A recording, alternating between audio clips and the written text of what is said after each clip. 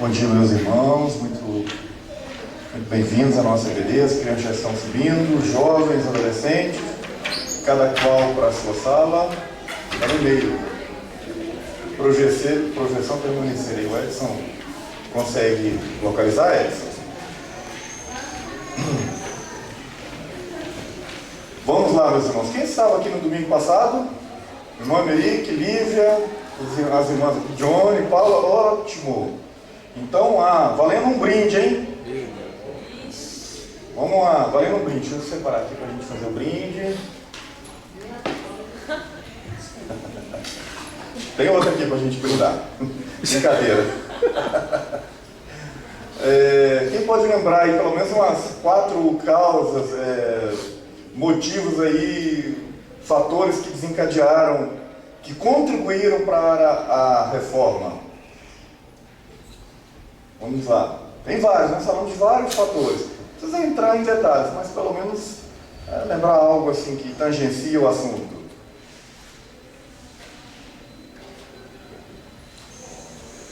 E aí, meus irmãos, irmão Emerick, o que estava acontecendo na Europa, principalmente na Itália, a partir do século XIV? Como é que estava essa Itália? Como é que estava essa Europa? O norte e o sul dos Alpes. O que aconteceu? Nada mudou na sociedade, na política, Comércio, expansão. Comércio, expansão. Espera aí, o Emerson começou a falar ali, comércio e expansão. Mas que comércio? Por que estava em expansão? Estavam levando as nossas riquezas daqui para lá. Descobriram o novo mundo e estavam levando riqueza, matéria-prima para lá. E isso era comercializado. E aí fez surgir uma nova classe média. Isso, essa classe média então se enriquece e se une ao poder do governo, das suas nações, seus países, né? E então eles começam a se opor ao sistema do Sacro Império Romano. É isso? Ok, te ajudei, hein, Emerson? O Emerick falou algo ali também. Pois não, Emerick? O que mais? Relutância da igreja em aceitar as mudanças e surgimento de novas nações e estados. Isso, surgimento de novas nações. Na verdade, estados-nações, né? As nações já existiam. É importante a gente entender isso. Quando a gente fala de estado, nação, país, né? Parece ser a mesma coisa. Mas na verdade não são. Estado é o sentido político, organizado desse ente. Nação, ele não tem essa organização. Nação está mais ligado a um conceito emocional ou genético, como se diz, de uma determinada etnia, né? Por exemplo, você tem a nação judaica aí vivendo pelo mundo afora durante quase 2000 anos sem um território definido. E eles continuavam sendo nação. Tanto é que no século XX eles começam a retornar para o seu território, para o seu estado natal e se organizam então até formarem um estado que a gente costuma chamar popularmente de país. Não é isso? Então quando a gente fala de nação, essas nações elas já existiam, nação inglesa, nação francesa, espanhola, mas elas ainda não eram organizadas em forma de Estado, não havia uma união que pudesse politicamente identificar isso como um Estado organizado. Tudo ok? E aí, isso que o Emerick fala, esses Estados se organizam, essas nações se organizam em torno de um governo central, aliado à classe média que estava surgindo, e aí o que ocorre? O que isso contribui na reforma? Vamos lá, o brinde, hein? Da inflação, da exportação. Tá, e o que isso influencia? Começou a surgir inflação, o custo de vida subindo, e o que isso faz contribuir para a reforma? Porque se considerarmos o fator inflação isoladamente, podemos dizer que Venezuela está pertinho de um grande movimento reformista, né?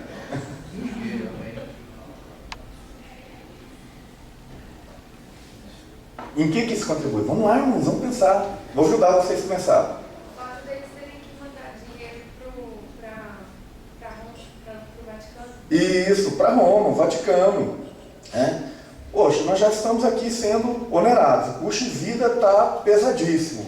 E as nossas economias, a gente ainda tem que remeter para Roma. Quando eles se organizam como estados, como nações, nações-estados, agora as novas nações, elas se organizam em forma de estado, elas começam a questionar esse poder central do império, do Sacro Império Romano. Poxa, vocês vêm para cá, não se submetem às nossas leis, são donos de quase todas as nossas terras aqui na nossa nação. Essa que era a verdade. A Igreja Católica tinha propriedade de quase todas as terras, por exemplo, na França, na Inglaterra. Pelo menos boa parte, se não dissermos a maioria, a maior parte, mas boa parte da terra pertencia à Igreja. Os clérigos, ou seja, os sacerdotes, os frades, os monges, eles não se submetiam às leis civis daquele país onde eles estavam. Eles estavam sujeitos à lei canônica do Vaticano, do Sacro Império Romano. Estavam isentos dos impostos, impostos a todos legalmente, não, os impostos que eram obrigação de todos, eles eram isentos. Tudo isso começa a ser questionado quando essas nações se organizam. E com o aumento do custo de vida, a inflação veio com novos produtos vindos das novas terras, novas rotas marítimas sendo descobertas. O que muda da Idade Média para essa agora modernidade em relação, por exemplo, à navegação? A navegação que antes estava limitada ao Mediterrâneo, ao Mar Báltico, por exemplo, o que acontece com essa navegação? Ela se torna agora... Gente, vamos lembrar, Cristóvão Colombo, aonde que ele vai? Ele chega até a América, né? O Fernandes de Magalhães, ele completa o quê? A volta ao mundo. Até brinquei, não foi em 80 dias, foi quase 2 anos. Ele não morre no final, né? Na verdade, é a tripulação dele que completa a volta. Então, todo mundo muda, né? Toda a estrutura de comércio, de negócio muda. E isso mexe com o sentimento. E por trás de tudo isso ainda, há um outro grande movimento que nós tiramos uma aula para falar só dele, que é o A, né? Depende da expressão que você utilizar. Começa com re e termina com nascimento. Vou ajudar vocês. E quem vai responder? Aí, Elisa, muito bem, parabéns. Até que enfim, né? O renascimento, a renascença, né? Esse movimento que mexe na cabeça das pessoas, sai o teocentrismo, entra o antropocentrismo, né? O homem agora passa a ser um ser pensante, e ele começa a sair do poder da redoma que envolvia ali o Sacro Império Romano, e passa ele a adotar as suas próprias decisões, baseado no seu poder de raciocínio. O homem ele é agora considerado como alguém que pode raciocinar, e isso influi fortemente na reforma, porque na reforma surge então aquela ideia de que o homem, ele entendendo a verdade bíblica, ele pode então resolver aceitar aquilo que foi tocado no seu coração, até mesmo porque a Bíblia chega a ele através de tradições. O que mais? Nós falamos então de comércio, de economia, falamos de religião, e o que mais influencia na reforma aí? Fatores que contribuem. Bom, agora chegou o reforço aqui, Selma, eu vi o Wagner por aí, não sei aonde, mas aí Elias já sentou ali. Vamos lá, mais algum, pelo menos mais um ou dois aí, irmãos. A insatisfação com a igreja. Falamos. Olha aí, a Selma está lembrando, hein? Nós já falamos da insatisfação, a igreja ela se manteve inerte, né? Não adotou nenhuma posição de mudança frente a tudo que estava acontecendo no mundo. Ela continuou do mesmo jeito, hein? As reformas que foram tentadas antes, elas foram sufocadas por esse poder papal. Lembra que o Helder falou o Hus, falou do Wycliffe, dos concílios, tudo isso foi abafado. Foi uma tentativa de mudar a igreja internamente, mas tudo isso foi abafado. O que mais? Mais outra coisa. Tem fator intelectual também? Teve, claro, né? Foi um grande diferencial ali trazido pela Renascença, né? Toda essa questão cultural influenciou fortemente, né? nos escritos, na literatura, o interesse por conhecer novos livros, e aí junto chega o Novo Testamento, logo no início, depois, um pouquinho mais tarde, chega a Bíblia toda, completa, né? Nós vamos falar sobre isso também. Tudo isso influi, né? O povo agora, há um investimento em educação, também falaremos sobre isso, mas já, de modo geral, já estava afetando ali, corroendo as bases do sistema antigo, né? De religião imposta a todos, né? Na igreja única. E que mais? Mais algum? Alguém pode lembrar? Então podemos avançar, né? Olha, vou fazer uma prova no final, então vocês prestem atenção hoje, para a gente não ficar... Eu não mandei o e-mail, nem consegui imprimir. Cheguei tarde hoje de novo, né? E eu não tenho impressora em casa, mas essa semana eu mando até mesmo, porque na semana que vem já é outro irmão aqui. Vamos lá. Vamos falar então de Lutero e a Reforma na Alemanha. Talvez essa, dentro do contexto da Reforma protestante, ela seja a aula mais importante. Por isso aqui você tem a oportunidade e o momento para você é muito importante para você gravar, né, ou prestar atenção e entender o que acontece aqui, porque a partir desses acontecimentos que a gente fala hoje aqui, que tudo vai se desenvolver até por volta do final do século XVII. Nós estamos aqui no século XVI, nós estamos falando já quase 200 anos depois, até por volta no final do ano 1600, alguma coisa, esses acontecimentos têm uma influência fortíssima.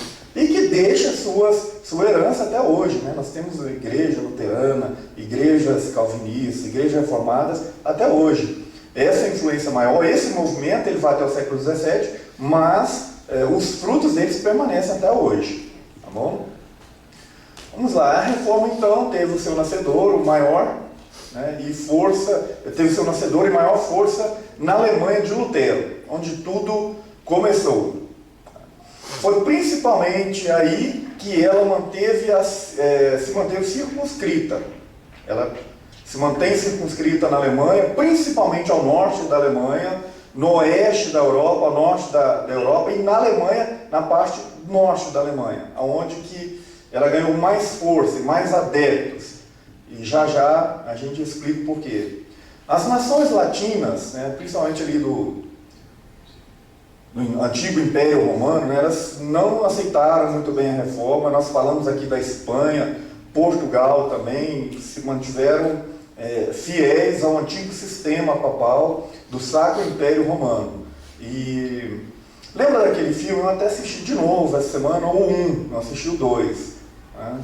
É muito interessante, eu recomendo que vocês assistam. É um filme secular, ele tem talvez até cenas inapropriadas para menores, né? Mas você como adulto pode sentar e assistir, vai ser muito bom. Elizabeth é o primeiro, que vai falar muito sobre a questão dos reflexos dessa reforma na Europa, como todo, com foco na Inglaterra, né? E o segundo filme é Elizabeth, a Era de Ouro. Lutero é um homem certo, no tempo certo e no lugar certo. Com ele surge então um grande líder ali, que todas essas insatisfações que estavam surgindo na sociedade, transformações no mundo todo, Lutero então ele aparece no tempo certo. Por isso que eu disse aqui, acho que na nossa primeira aula, embora o movimento Renascença ele traga muito ali da natureza humana, de defeitos do homem querer se colocar-se independente de Deus, mas a gente pode olhar para isso pensando que, puxa, então na verdade esse foi um movimento que não tinha nada de cristão, na verdade não no seu sentido original, mas Deus usa isso, Deus está por trás da história conduzindo todos os fatos e acontecimentos que culminarão então na reforma que começa ali na Alemanha e se espalha depois para o mundo todo, até para o novo continente, né? E depois o chamado novíssimo continente vai chegar mais tarde um pouco, né? Esse grande líder então ele faz a oposição ao Império Sacro Império Romano numa declaração de independência espiritual, né? Lutero ele faz as suas primeiras insurgências, os seus primeiros questionamentos. Não é uma reforma na tentativa de, não, vamos sair daqui. Na verdade, a intenção inicial é, vamos mudar o que está aqui. Vamos voltar às origens do cristianismo. o que diz as Sagradas Escrituras.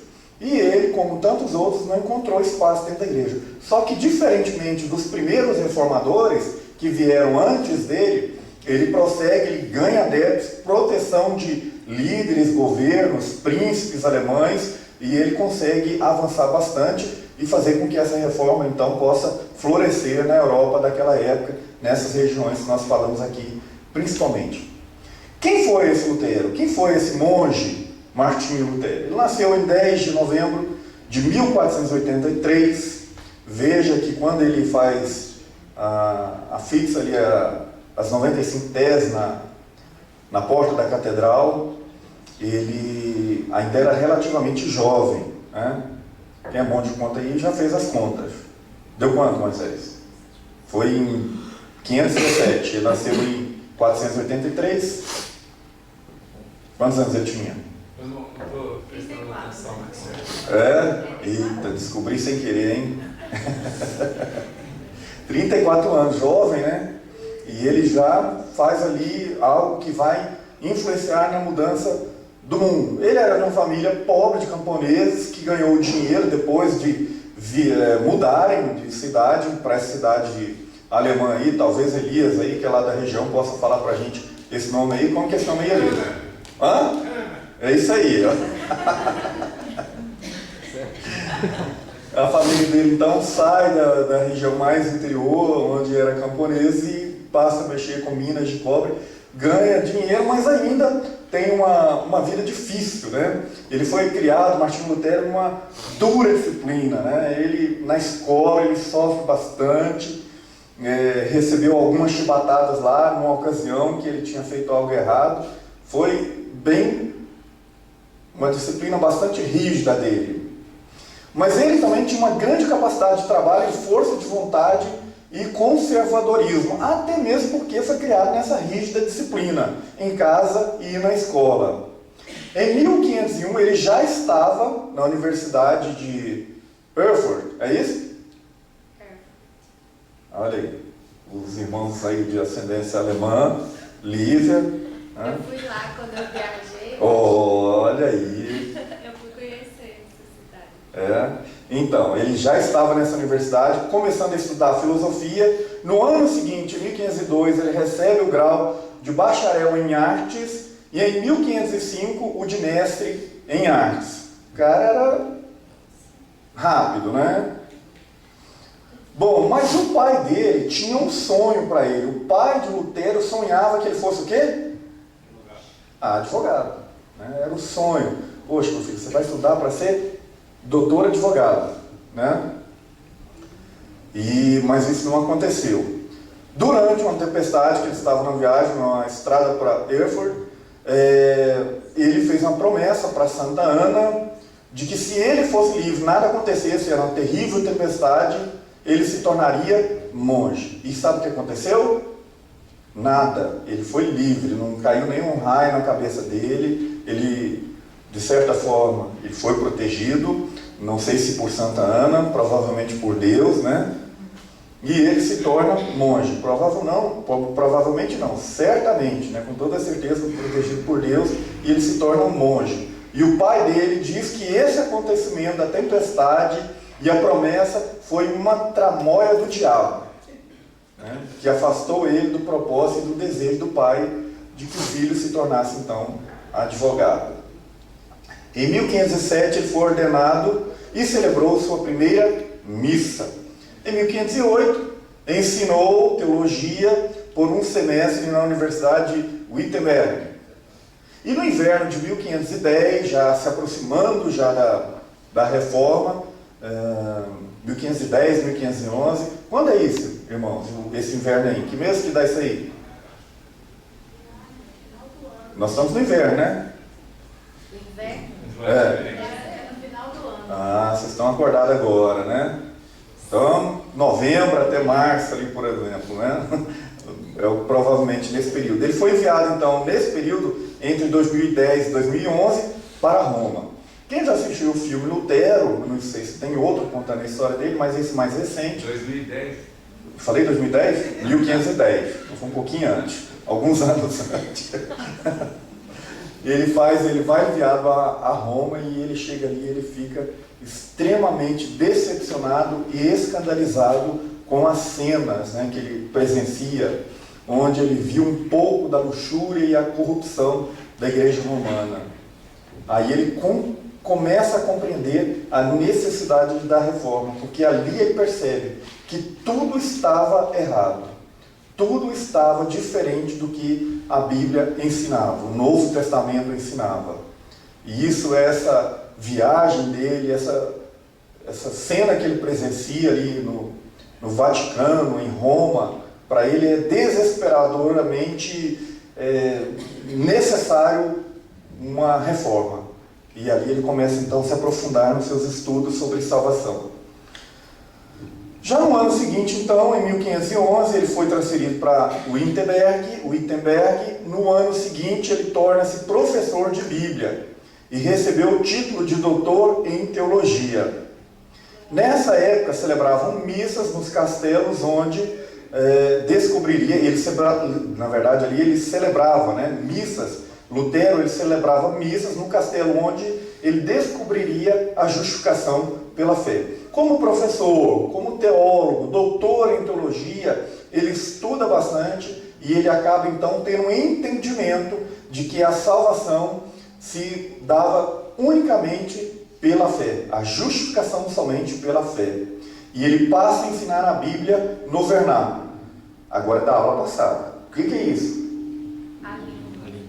A língua original do que? Então ele passava a ensinar a Bíblia em grego? Não, Língua do povo da época. Da pessoa, do povo. Então ele estava ensinando a Bíblia em alemão, isso mesmo. Quando fala no vernáculo, ou seja, a língua daquele povo daquela região. Se fosse aqui no Brasil, ele estaria ensinando a Bíblia em português. Ok? Ao invés de latim, como era a prática até então. Rezavam-se as missas em latim. Como eu até brinquei com vocês aqui. O sujeito ia para a missa e aí como é que foi a missa? Foi ótimo, foi uma bênção. O que você entendeu? Nada, foi em latim. Né? Era assim que funcionava. E então ele passa a ensinar a Bíblia na língua do povo, em alemão. Em 1513 até 1515 ele dá aula sobre Salmos. De 515 até 1517 ele ensina Romanos, depois Gálatas e também Hebreus. Olha só o que ele estava fazendo, né? Nesse período aí, não era uma aulinha igual a nossa, que dava um panorama bíblico aqui de Hebreus em uma EBD. Quem está lá atrás? Então ele gasta tempo e ele se aprofunda e ensina profundamente sobre essas verdades que ele está descobrindo sobre salvação e sobre justificação. De 1517 até 1519, então, finalmente, lógico, ele tem conflitos. Tudo que ele sabia, tudo que ele aprendeu na sua formação teológica ou quase tudo, era diferente do que ele estava entendendo e aprendendo no seu estudo pessoal da Bíblia. E ele está extremamente em crise consigo mesmo. Ele está sendo confrontado dentro de si a todo momento. Ele recebe uma formação teológica de acordo com a igreja romana, a igreja católica.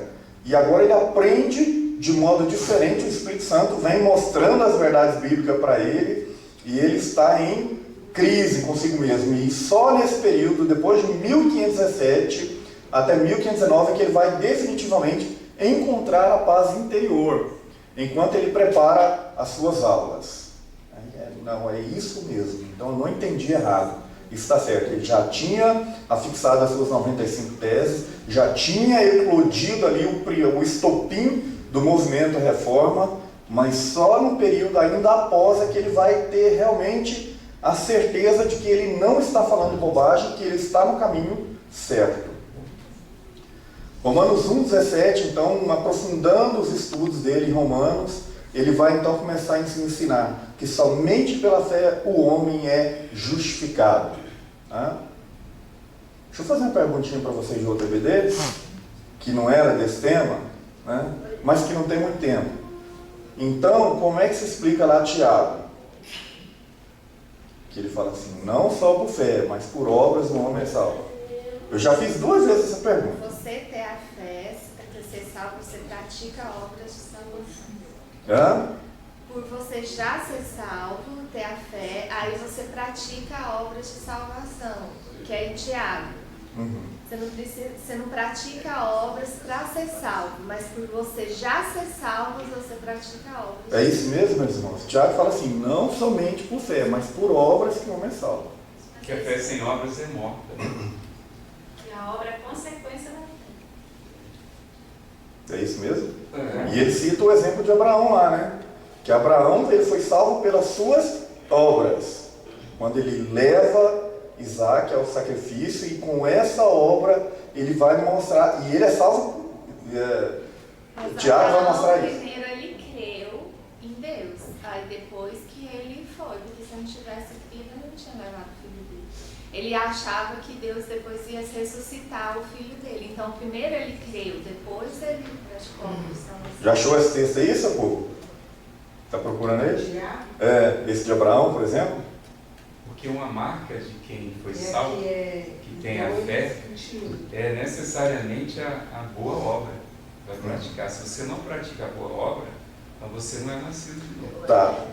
Preste atenção que eu estou querendo colocar vocês para pensar. Por isso que eu estou falando algo que vocês estão me corrigindo aí. Leia, Socorro. Aqui no 2:21 diz assim: não foi por obras que Abraão, nosso pai, fez justificado, quando ofereceu sobre o altar o próprio filho Isaac. Então não é uma afirmação, é uma pergunta. Não foi por obras que ele foi salvo? E aí continue. Vês como a fé operava juntamente com as suas obras. Com efeito, foi pelas obras que a fé se consumou. Então a obra dele foi a profissão de fé que ele teve em Deus, né? Então ele fala que foi pelas obras que... Essa última parte, essa última parte. Vês como a fé operava juntamente com as suas obras. Sim. Com efeito, foi pelas obras que a fé se consumou. Foi pelas obras que a fé se consumou. A fé se mostrou. A atitude dele de fé, né?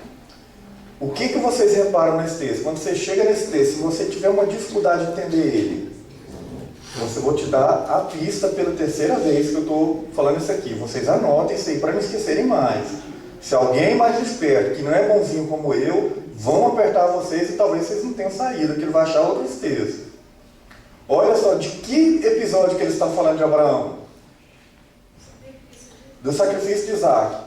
Quando, em que época da história de Abraão que nós conhecemos está o sacrifício de Isaac?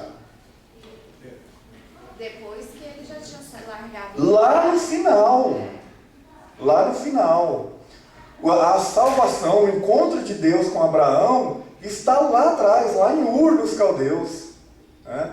Então ele está citando um exemplo, mostrando as obras de Abraão, lá do fim da história. Quando ele diz que Abraão é salvo por isso, na verdade ele está dizendo exatamente a confirmação da fé. A salvação não se operou por essas obras. Né? Quando ele leva o filho, a salvação se operou lá atrás. Quando ele ouve a voz de Deus e obedece. Sai da tua terra e vai para um lugar que eu te mostrarei. Né? Porque a gente tem muito essa coisa aí incutida no nosso coração, de que obra é necessariamente esses atos de ação social, digamos assim. Né? Então a gente não entende que as obras significam você realmente ter fé em Deus. Eu estou passando por um momento de circunstâncias difíceis, vou ser levada à prova, né? Mas a minha fé em Deus, ela permanece. Né? Então, assim, às vezes a gente liga muito obras com essa coisa da gente estar agindo, né? Obra social. Assim, mais humanas, né? Porque a ideia era essa, né?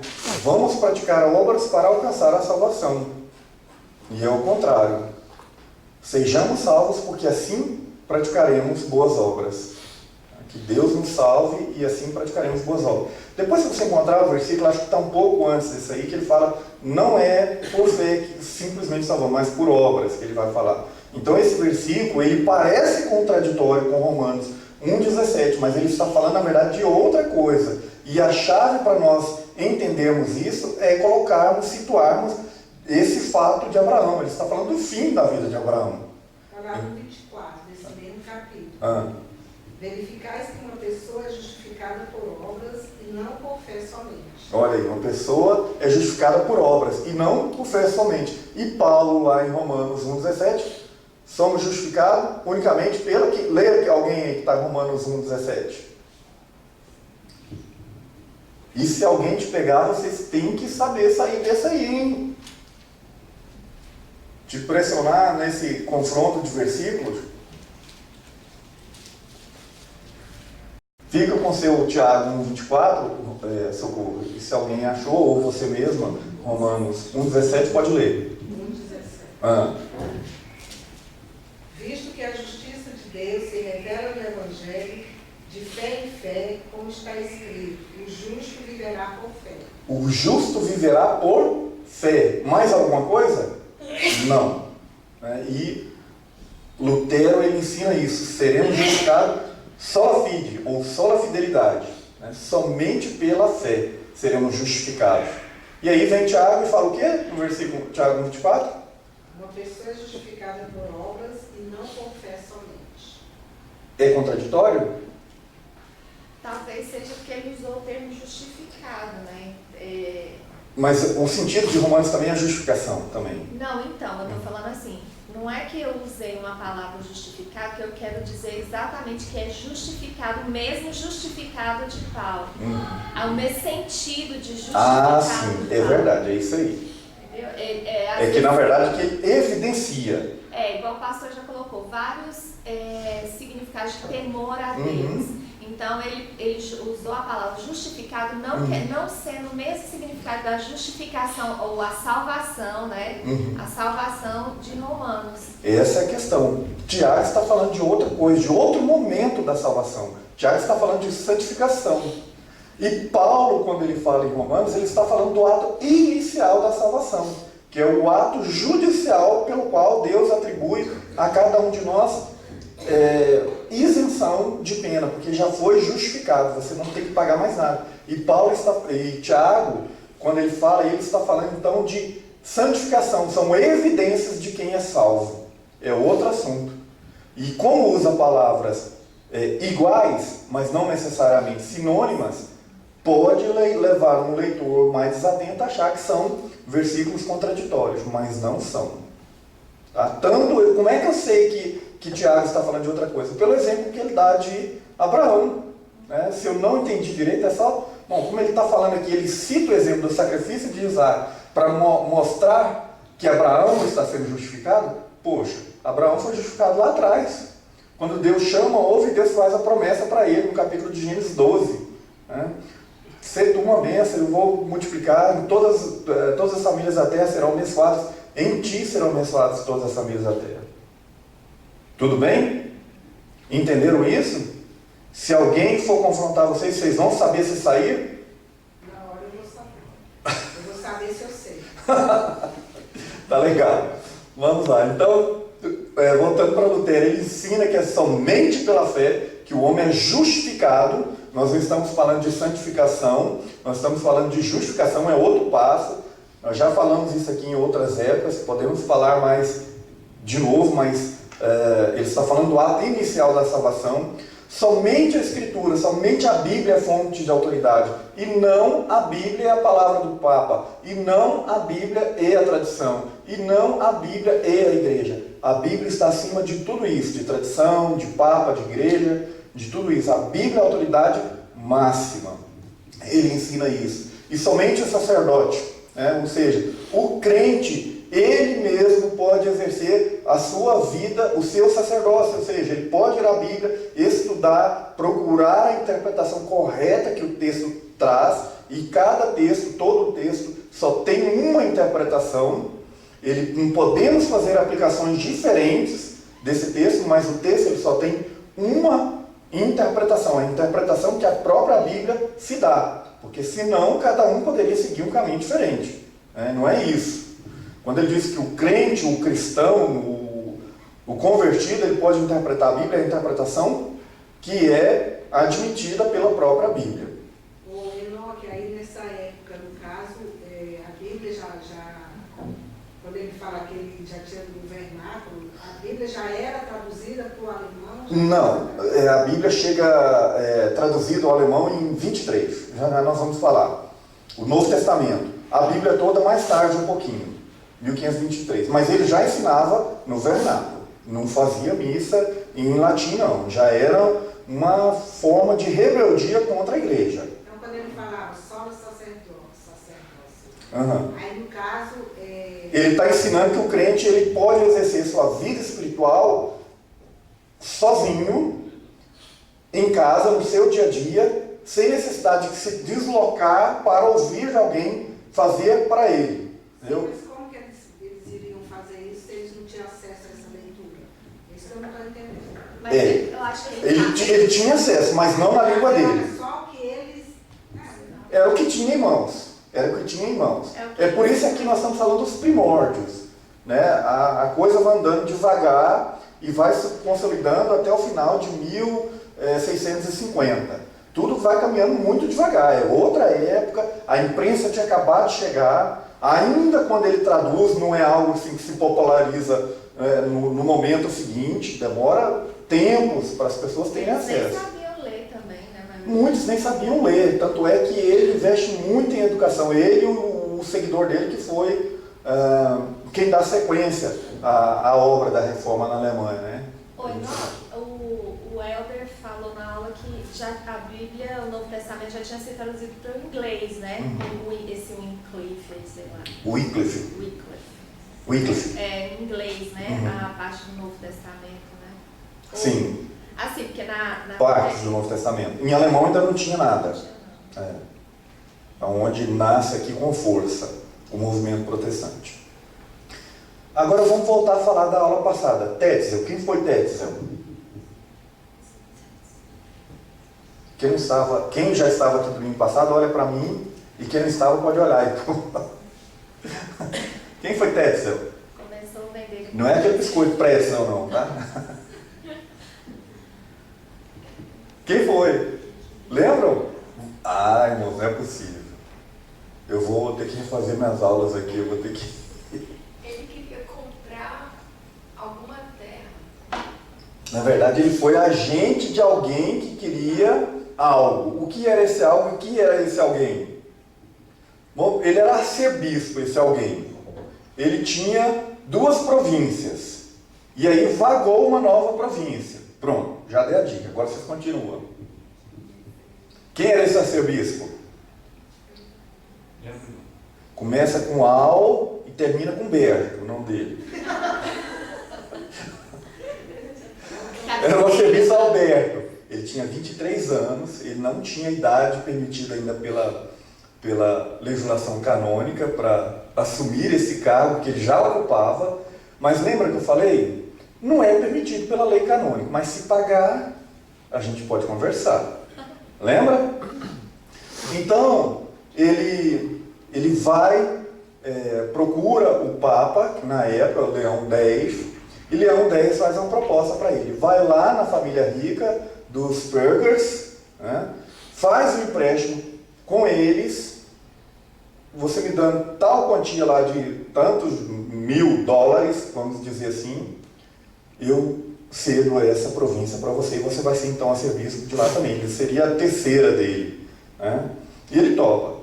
Ele vai, consegue um empréstimo, mas e para pagar o empréstimo?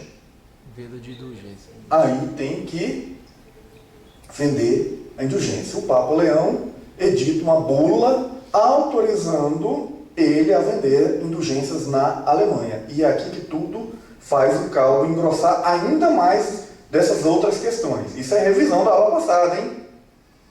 Aí, então, ele chama esse Tetzel, que era um monge, e Tetzel, então, vai incumbido de vender as diligências. E age coercitivamente na venda dessas diligências. Indulgência. Diligência é quem faz alívio. Não vende, faz, né? Cumpre, né? As indulgências, perdão. E esse Tetzel, então, ele começa a vender essas diligências na cidade de... Indulgências? Falei diligência de novo. As indulgências na cidade de... Cadê os alemães aí? Foi lá também, Lívia? Não. Wittenberg, próximo a Wittenberg, era a cidade próxima então do centro onde Lutero estava, pertinho de Lutero, ele já estava vendendo essas indulgências ali, e seus seguidores se revoltam, não é? Revolta-se contra a exploração do povo. Os seguidores de Lutero, que já estavam aprendendo a Bíblia, já estavam tendo entendimento das verdades bíblicas, que a justificação vinha somente pela fé. E o que era a indulgência? Venda da salvação. Tá. O pecador então ia diante do sacerdote, confessava o seu pecado, e o que acontecia? O pecado era perdoado?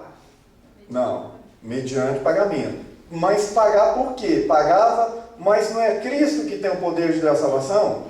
Mas o Papa tinha autorização para vender. Mas vender o quê?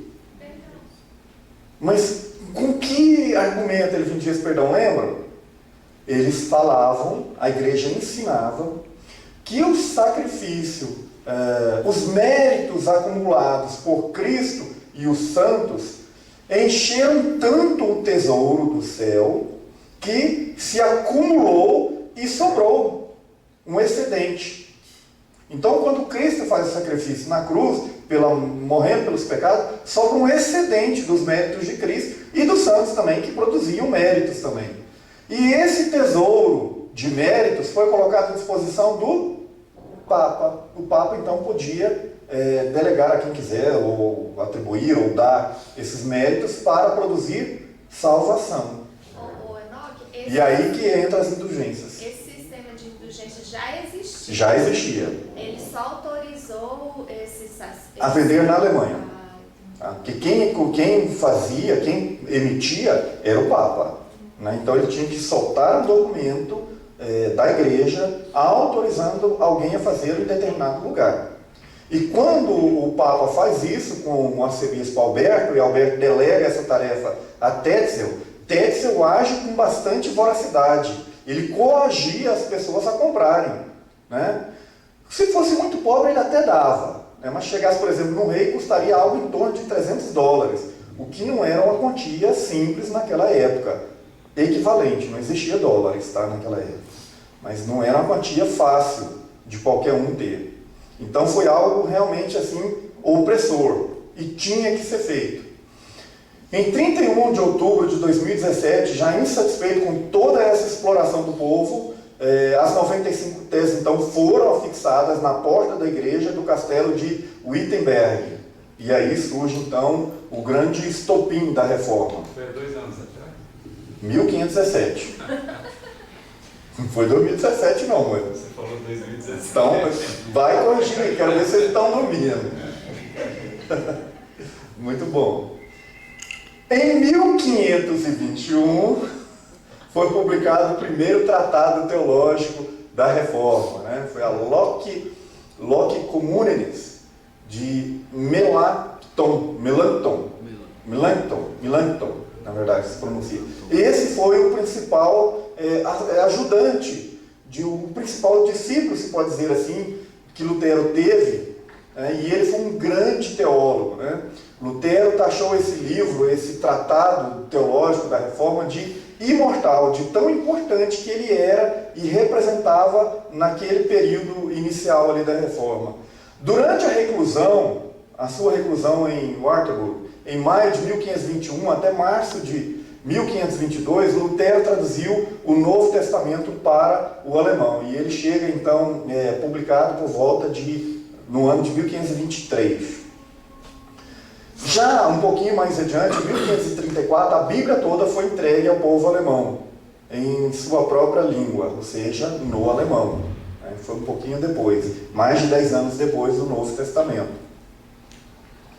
Embora tido inicialmente como herói nacional por príncipes camponeses, humanistas e senhores, olha só, Lutero não foi unanimidade o tempo todo. Ele também, como qualquer um de nós, comete erros, né? E alguns erros graves que Lutero teve. Então a história aqui é contada toda, né? Lutero, ele acabou sendo afastado daqueles que antes o seguiam, em razão do seu comportamento. Ele algumas vezes agiu de maneira impetuosa, insensata até. Ele derrotou os profetas de Ziklag. O que foi isso? Quando surge a reforma, alguns grupos, Lutero ele esteve recluso nesse local aqui que nós falamos antes aqui, nesse período de 521 até 522, já nós vamos falar mais sobre isso, e nesse período, algumas pessoas começam a continuar o movimento reformista, mas de acordo com o seu próprio entendimento, né? E ali um grupo começava a introduzir algumas doutrinas que Lutero não concordava, só que ele estava recluso. Na verdade, ele estava meio que fugido, preso a um castelo, e ele foi levado ali por seus amigos, príncipes amigos dele, que o sequestraram, e ele fica ali longe de todo mundo. É um período que ele traduz o Novo Testamento, mas surge também esse segmento que vai numa outra direção, reformista, mas levando para um lado mais radical. E Lutero se opõe a eles depois, e acaba por vencê-los, né? Ele derrota então esses chamados profetas de... E aí também entra os anabatistas também, né? Que era um grupo divergente, reformista, mas divergente, que mais adiante, nas próximas aulas, nós vamos falar deles, né? E em 1522 ele rompeu com os anabatistas e opôs-se à revolta dos camponeses. O que foi isso? Os camponeses, aproveitando todo esse movimento de reforma, de liberdade cristã, eles começam a se opor aos seus senhores os senhores feudais que existiam ainda. Embora esse sistema já havia caído, mas existia. E os camponeses eles começam a revoltar, os senhores não satisfeitos se opõem, obviamente, a essa revolta, mas como eles os camponeses invocam os princípios lançados pela reforma, de que o homem ele é livre em Deus e que ele pode por si mesmo pensar e aceitar essas verdades bíblicas, e eles começam a assimilar isso e praticar isso de uma maneira muito perigosa. Lutero, então, ele assume um lado, ele adota o lado dos senhores, né? E por causa disso, ele acaba provocando a insurgência desses senhores contra esses camponeses, e nessa insurgência dos senhores contra os camponeses, mais de 100.000 camponeses foram massacrados, né? Porque Lutero ele aderiu a um lado, né? Ele se posicionou de determinado e apoiou aquele lado. Então isso foi desastroso. Outro fato que afastou ele das pessoas foi o casamento dele, de Lutero, com Catarina de Bora, que era uma freira, né? Uma religiosa, em 1525. E isso para ele alegava que foi uma bênção, porque o convívio com os filhos, ele teve 6 filhos com ela, né? Chamava ela carinhosamente, e isso ele dizia que era um grande incentivo para o ministério dele. E ele já havia entendido que não havia essa restrição nos ensinamentos bíblicos, mas isso gera desconfiança daqueles que viveram a vida inteira no sistema religioso romano, a se afastar dele porque não concordaram. Bom, eu até concordo com os princípios da reforma, mas esse casamento aí não dá. Então gera afastamento também. Ele era um líder, era um herói, mas gera insatisfações por outras questões, né? E o casamento foi uma delas. E o casamento é uma bênção, né, irmãos? Inclusive na vida de um líder. Dizem que um pastor estava viajando de avião e sentou-se alguém do lado dele com trajes religiosos, assim, bem característicos, e isso foi há muito tempo atrás, ainda serviam bebidas alcoólicas nos aviões, podia fumar, e aí passou o serviço de bordo, os dois comeram e tal, e na sequência o companheiro do pastor acendeu um cigarro, né? Você aceita um cigarro? Não, obrigado, eu sou pastor evangélico, eu não fumo. E aí ele falou assim, que você é pastor? Muito prazer, eu sou fulano de tal, eu sou padre e tal. Mas você não sabe o que você está perdendo, hein? Se eu fosse você, aceitava. Não, obrigado. Mais um pouquinho, o padre pediu então um uísque. E você viu o uísque para ele tomou, pastor, toma um pouquinho. Não, eu não tomo, não condiz muito com a minha fé, com o meu bolso. E o padre disse, você não sabe o que você está perdendo. E foi alugando, passou até o final da viagem. Quando desembarcaram no aeroporto, conversaram bastante durante a viagem. Quando desembarcaram na viagem longa, se despediram e o pastor disse para o pai: um abraço, Deus te abençoe, dê um abraço na sua família, nos seus filhos. E o pastor: pastor, eu sou padre, lembra? Eu não tenho família, eu não tenho filhos. E o pastor disse: você não sabe o que você está perdendo. Então, Lutero adota esse caminho, né? Foi feliz. Também teve o infeliz fato de não ter sabido conjugar forças com Zwinglio, né? Que foi o reformador ali que assume os caminhos da reforma na Suíça.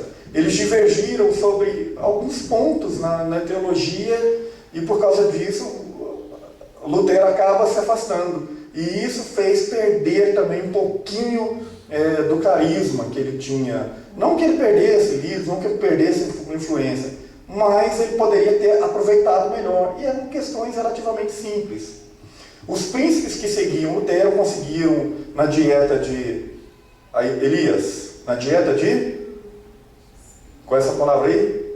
Lívia. Quem mais aí? Spear. Em 1526 conseguiram então que cada governante escolheria a religião ali do seu principado, do seu estado. Isso foi temporariamente. E isso fez o movimento luterano crescer rapidamente. Por quê? Porque muitos príncipes, principalmente ao norte da Alemanha, né, a igreja, nós temos que entender aqui que é uma igreja do Estado. Né? As igrejas, lembra que na aula passada nós falamos, haviam igrejas independentes, mas a regra é que a igreja era do Estado. Então, os governantes eles poderiam escolher dessa forma. Isso fez com que no norte da Alemanha o luteranismo crescesse rapidamente. Em 1529, essa dieta foi revogada por uma segunda que declarou a fé católica como a única fé verdadeira e não poderia haver outra em substituição dela. Aquela dieta inicial, que é um documento do Sacro Império Romano, ele era provisório. 6 príncipes, representantes de 14 cidades independentes, leram um protesto contra essa dieta. Eles fizeram um documento em oposição a essa dieta papal, e daí isso que intitularam de protesto, e daí em diante, ou seja, em 1529, começou então a ser chamados os insurgentes contra a Igreja Católica de protestantes, por causa desse documento contra a dieta que afirma que só a Igreja Católica pode ser estabelecida no Estado. Ela é a única religião legítima. Então foi em 1517 que surge o termo protestante. O termo protestante ele vem depois, em 529, com esse documento chamado Protesto, contra essa dieta. Em 1530, na dieta de Augsburgo, Melanchthon, que é o ajudante, o principal teólogo de Lutero, né? Lutero é a voz profética e esse Melanchthon é o teólogo da reforma, né? Ele apresenta ali a Confissão de Augsburgo, que transformada em credo oficial da Igreja Luterana. O primeiro dos 7 credos que fizeram no período de 1517 até 1648, quando foi o movimento reformista, né, que teve o seu auge e o boom, né, o grande período de formação doutrinária do protestantismo. Então é nesse período aí que o corpo de doutrinas do protestantismo é construído e começa com esse documento, a Confissão de Augsburgo, que é feita por Melanchthon. Ou Melanchthon. Na verdade, não. Sim. A Confissão de Augsburgo foi a confissão dos príncipes, né, da Alemanha na frente do Papa, né? Eles confessaram a fé, né, que Lutero tinha, então criou a Confissão de Augsburgo. E que se torna um documento teológico, né, que embasa a fé, o corpo doutrinário. Augsburgo, o Catecismo Menor, Maior. Isso, já nós vamos falar desses dois. Seguindo aí para terminarmos. Um pouquinho antes, em 1529, Lutero elaborou o Catecismo Menor. Ele já havia acabado de mencionar ali. Uma abordagem concisa. O que era esse Catecismo Menor? Era uma síntese, né, dos 10 mandamentos, uma abordagem, um comentário dos 10 mandamentos, do credo dos apóstolos e da oração dominical, e de outros assuntos de teologia e liturgia. Esse era o chamado Catecismo Menor. Em 1535, a faculdade de Wittenberg começou a examinar e ordenar candidatos protestantes, ok? Porque aqui elas já tinham independência da Igreja Católica, então aqui agora nós temos a ordenação oficial de sacerdotes protestantes, né, ou luteranos. Né? Protestantes era o nome que davam a eles de fora, mas internamente eles se chamavam de luteranos. O movimento luterano então cresce no norte da Alemanha. Vamos lá, período de guerras religiosas germânicas, né, ou seja, alemães. A organização da igreja, que ocorre a partir de 1531 até 1555. Os príncipes protestantes, então, formam a Liga de... E aí, Elias? Schmalkald. Como que é, Elias? Então, eles formam essa liga, né, uma união aí de príncipes protestantes, sem ter com quem, mas aí o que acontece? Eles não tinham com quem lutar, porque o imperador ali, o imperador do Sacro Império Romano, ou o Papa, eles estavam envolvidos com outras guerras, então eles têm um relativamente período de paz aí. Mas em 531, com as normas luteranas de ordenação, há o rompimento eclesiástico com a hierarquia romana. Bom, se nós estamos elegendo aqui e ordenando nossos próprios sacerdotes, nós estamos nos desligando, por óbvio, de consequência lógica, do sistema eclesiástico da Igreja Romana. Com a morte de Lutero, em 1546, Melanchthon assumiu então a liderança do movimento luterano, é o discípulo dele. Em 1546 até 52, o imperador luta contra os protestantes, então volta das outras guerras que ele estava antes, né? Aquela liga de príncipes que havia sido formada para combater o império, na verdade não houve uma guerra inicial, não houve um confronto inicial. Mas quando o imperador ou o líder católico volta das suas guerras de outras regiões, para conquistar espaço em outras regiões, então ele começa a combater na Alemanha, a partir de 1546. Com a paz de, bem depois, né, a paz de Augsburg, em 1555, foi um tratado de paz, o luteranismo ganha igualdade com o catolicismo na Alemanha. Então agora nós somos uma religião, inclusive, reconhecida em documento. Cada príncipe determinava a religião do seu território. O que Lutero então deixa de herança, de legado para os seus seguidores? Primeiro, as igrejas luteranas da Alemanha e dos países escandinavos nasceram do trabalho de Lutero. Ele foi o principal articulador, foi a voz profética, como nós já dissemos ali, contra então o Sacro Império Romano. Lutero deu a eles o catecismo maior e o catecismo menor, as apostilas, que eram uma espécie de instrução para os ministros, sacerdotes ali, desenvolve um sistema de governo eclesiástico, toda a estrutura de governo da igreja foi desenhada, idealizada e desenhada por Martinho Lutero. A Bíblia em alemão, hinos, né, muito importantes ali, que ajudam a igreja a se fortalecer na comunidade. O mais importante que tem até hoje no nosso inário aí, Castelo Forte, foi tudo herança de Martinho Lutero. Ele também estimulou, né, o seu discípulo ali, o Melanchthon, na criação do sistema de educação. Olha só, eles dois fazem ali, junto às autoridades governamentais, aos governos, toda uma política. Olha, nós precisamos desenvolver a educação. E esse Melanchthon, ele é estimulado por Lutero, principalmente a lutar ou batalhar por uma implementação de sistema educação elemental, que a gente chamaria hoje de ensino fundamental, de maneira generalizada e linear em toda a Alemanha. Olha só, isso foi estimulado por quem? Pelos reformadores, pelos primeiros reformadores. E eles também ainda interessam, o Lutero ainda se interessou por escolas secundárias e pela educação universitária. Também ele teve algum trabalho nesse sentido. Tudo pensando em quê?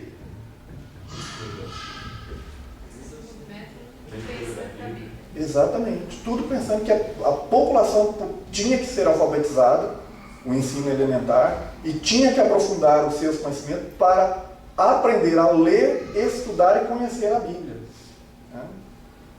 Até uma crítica que se faz hoje, né, que a Igreja Católica, onde ela chega nos tempos recentes, principalmente no século XX, ela leva, no século XIX, né, ela leva a palavra, impõe e não investe nada em educação. E o protestantismo, aonde ele chegou, nos séculos, não só no século XIX, mas no século anteriores também, ele leva primeiramente o ensino formal, escolas, né? O incentivo às escolas, a leitura, incentivar as pessoas para que elas possam ler a Bíblia. Vamos lá. Lutero também recolocou a pregação no seu devido lugar. A cultura não é apenas uma questão da razão, mas da regeneração da fé em Cristo Jesus. A cultura que renasce, o que brota de novo ali com o renascimento, com o movimento da renascença, principalmente na Itália, ele usa isso, ele pega essa parte da renascença e traz para o contexto religioso do protestantismo para incentivar a que as pessoas adotem esse sistema. É importante você ter cultura, mas uma cultura que te faça crescer em Deus. É uma cultura bíblica, isso é muito importante. Lutero, então, deixa esse legado importantíssimo.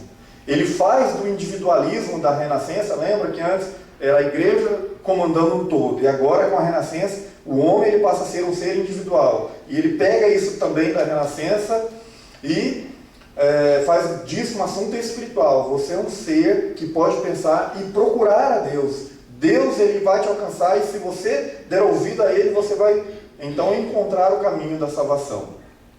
Ele adota todos esses movimentos, esses fatos positivos do movimento da renascença.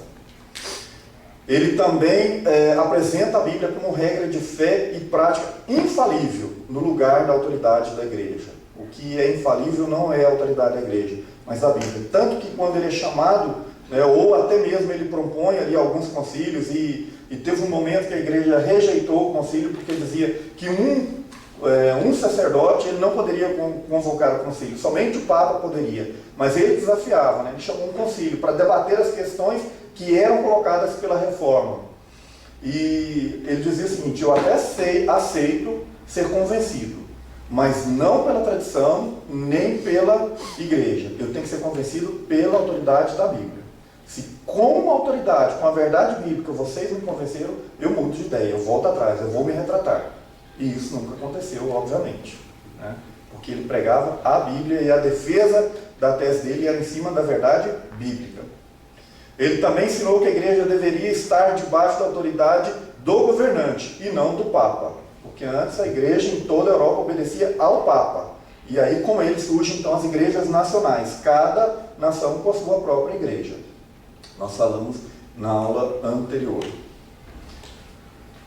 Luteranismo, né? Que é o movimento então que se fortalece, se consolida aí a partir de 1555, Lutero já havia falecido. A partir da paz de Augsburgo, quando estabelece que poderia haver então a existência da igreja protestante ou da igreja luterana, surgem controvérsias doutrinárias, né, internas, dentro do próprio luteranismo. O lugar da lei nas pregações, devemos ensinar algo sobre o Velho Testamento, ou devemos falar só da graça em Cristo Jesus, que nos justifica pela fé? Isso também faz ali ter divergência entre os líderes. Obras indispensáveis na salvação, isso também foi objeto de questionamento e divergência. A ceia do Senhor, Cristo está presente na ceia fisicamente, ou há apenas uma presença espiritual? Tudo isso foi divergência. Lutero, ele acreditava na consubstanciação, né, e outros já divergiam disso. Cooperação ou não da vontade humana para com a graça divina na salvação. O homem contribui na salvação ou é uma obra exclusiva de Deus? Isso foi também um objeto de grande divergência. Em 1577, príncipes da Alemanha elaboraram a Fórmula da Concórdia, um documento que foi publicado um pouco mais tarde, em 1580. E essa fórmula, então, ela foi aceita pela maioria dos luteranos da Alemanha, como expressão de sua teologia. Essas divergências que existiram entre eles, então eles sentam, elaboram um documento, não foi algo do dia para a noite, não foi numa reunião, numa determinada noite, foi algo que foi debatido intensamente, e eles elaboram então esse documento, ou seja, o corpo doutrinário do protestantismo está sendo construído. E a maioria dos luteranos aceitam esse documento, que é a chamada Concórdia, né? Fórmula da Concórdia, que foi então, ali representou, a doutrina luterana. Também em 1580 os teólogos luteranos publicaram o Livro da Concórdia, né? Que foi uma obra mais completa dessa fórmula. Mas a ênfase na necessidade de uma doutrina correta gerou uma ortodoxia fria e acadêmica. Por quê? Porque não, o que a teologia nos ensina? E ficaram tão preocupados com isso, porque haviam tantas divergências, que eles se apegaram demais à teologia e engessaram aquela igreja, que era viva e vibrante no início da Reforma, e ela vai gerar então uma frieza espiritual baseada unicamente na teologia. Olha só, à medida que o tempo vai avançando, as coisas vão caminhando, e é por isso a necessidade de sempre estar em reforma. Amém, meus irmãos? Bem-aventurado aquele que perseverar até o fim, né? Vocês chegaram até aqui, alguns fecharam o olho, abaixaram a cabeça como se estivesse lendo a Bíblia. Eu quero fazer as contas, né? Porque ele estava prestando atenção. Essa direta, não sei para quem foi, mas... Talvez não teve a professora que o pai teve. Olha, bom, assuntos pessoais, vamos resolver depois. Irmãos, e aí?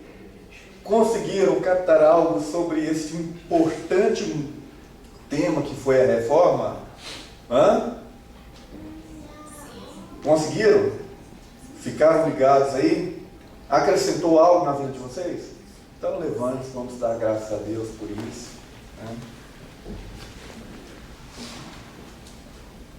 Na verdade, nós teríamos que falar muito mais coisa, mas primeiro, eu sei que depois de 20 minutos a gente não grava mais nada, a gente ouve, até entende, mas tem que revisar depois para poder gravar. Mas como a gente tem que dar o conteúdo, e a gente tem que de alguma forma disponibilizar isso para você rever esse conteúdo, eu encurtei o assunto por essa causa. Encurtei assim, não resumi demais, mas evitei algo que a gente pode jogar mais para frente, se o tempo permitir. Não, faz uma sessão do filme do Lutero do ano que vem. Pode ser. Porque o filme é bom, né? É bom. E aí vocês vão ver todos esses, boa parte desses fatos, pelo menos, retratados. Quando ele é levado ali, o sequestro dele, né, que é uma cena ali que vocês dão um pegar ele agora, vão matar ele. Mas na verdade são os amigos dele que estão sequestrando ele para protegê-lo de ser assassinado, porque ele estava ameaçado de morte.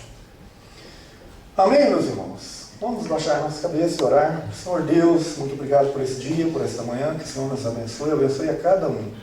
Obrigado pela vida desses irmãos, que em meio a tanto sofrimento, Deus, entenderam a Tua palavra, revolucionaram a fé cristã, Senhor, de modo que ela pudesse chegar até nós nos dias de hoje. E ainda tanto temos que fazer, que o Senhor também enche o nosso coração desse ímpeto, Senhor, desse desejo de mudança, de cada dia que nós sejamos reformados no Senhor e na palavra, pela verdade autêntica da Sua palavra. Deus, que isso não seja em vão na vida de nenhum de nós, trabalho de todos esses irmãos, que erraram também, mas que ao final cumpriram o seu chamado, que o Senhor possa fazer com que isso, ó Deus, mexa com as nossas mentes e os nossos corações, para que nós possamos prosseguir na caminhada e valorizar sempre o trabalho daqueles que vieram antes de nós, e termos a consciência de que também temos um papel a cumprir nessa terra, enquanto filhos de Deus. Que o Senhor nos abençoe, nos guarde, tenha misericórdia de nós, Senhor. Abençoe a cada um dos irmãos que estiveram aqui, os que não puderam também. Leva-os em paz, em nome do Senhor Jesus. Amém. Até mais tarde.